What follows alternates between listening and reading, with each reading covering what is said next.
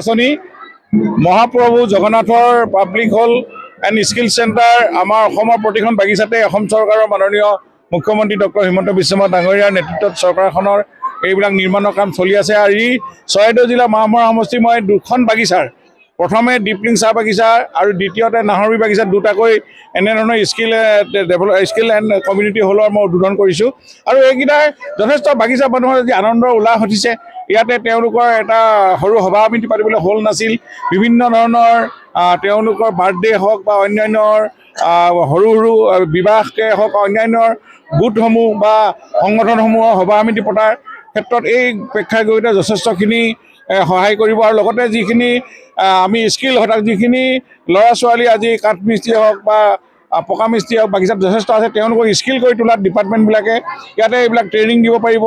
গতিকে এনেকুৱা ধৰণৰ বহুমুখী এটা উদ্দেশ্য লৈ এইবিলাক অসম চৰকাৰে নিৰ্মাণ কৰিছে। আৰু চৰকাৰখনৰ আমাৰ ইয়াতে 13টা আছে। আমি এই কেইদিনতে আমি গোটেইকেইটাই উন্মোচন কৰি দিম। মই এটাইসকলক ধন্যবাদ জনাইছোঁ। আজি CDC আছে, ডিপাৰ্টমেণ্টৰ ইঞ্জিনিয়াৰসকল আৰু কণ্ট্ৰেক্টাৰসকলে ধুনীয়াকৈ তেওঁলোকে কোনো অকণমান হেমাহি নকৰাকৈ কামখিনি নিৰ্মাণ কৰি উলিয়াইছে।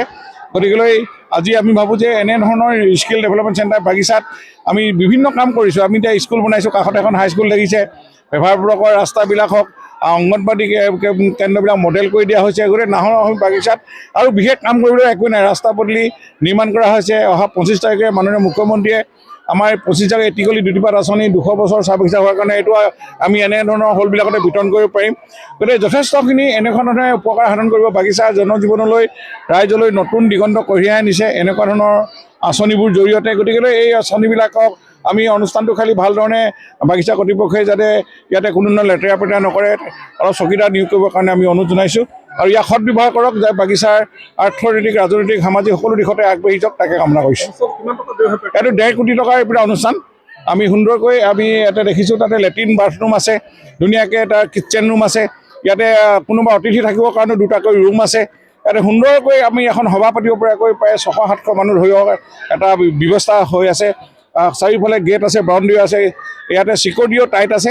গতিকে ইয়াৰ কোনো ধৰণৰ আমাৰ নিৰাপত্তাহীনতাটো ইয়াতে মিটিং হ'লে ভয় ভাবিবলগীয়া কথা নাই। গতিকে আমি বহু ধৰণে এই চেণ্টাৰটো ব্যৱহাৰ কৰিব পাৰিম। মই ভাবোঁ ইয়াৰ পৰা আমাৰ এই স্কিল ডেভেলপমেণ্ট এনেকুৱা চেণ্টাৰ মহাপ্ৰভু কমিউনিটি হল এণ্ড স্কিল চেণ্টাৰে আমাৰ বাগিচা অঞ্চলত আৰু এটা উন্নয়নৰ দিশত আগবঢ়াই যাব পাৰিব।